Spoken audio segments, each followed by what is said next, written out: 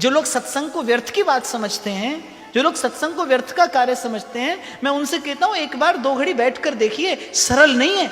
मुझसे एक बार किसी ने पूछा, बोले आपने कभी अपनी आंखों से कोई चमत्कार देखा है? अपनी आंखों से? तो मैंने कहा रोज देखता हूं मैं तो, प्रभु की कृपा से मुझे रोज ही देखने को मिलता है। वो बोले क्या? मैंने कहा तुम्हारे घर में कितने लोग हैं? बोले 5। मैंने कहा वो 5 लोग जब जगते हों तब घर में कभी शांति होती है? बोले नहीं, 3 तो बालक हैं और एक मैं है और मेरी धर्म पत्नी है, और अशांति के लिए तो कहते हैं वो एक ही बतेरी है, वो एक ही पर्याप्त है, हमको तो किसी और की आवश्यकता ही नहीं, कभी नहीं होती शांति।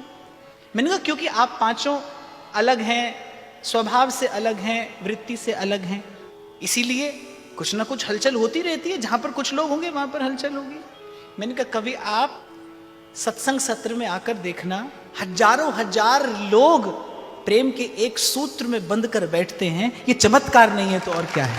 प्रत्यक्ष को प्रमाण की आवश्यकता नहीं है। कहां कहां से चलकर आते हैं आप, किस किस वातावरण से, किस किस परिस्थिति से आपका आना होता होगा।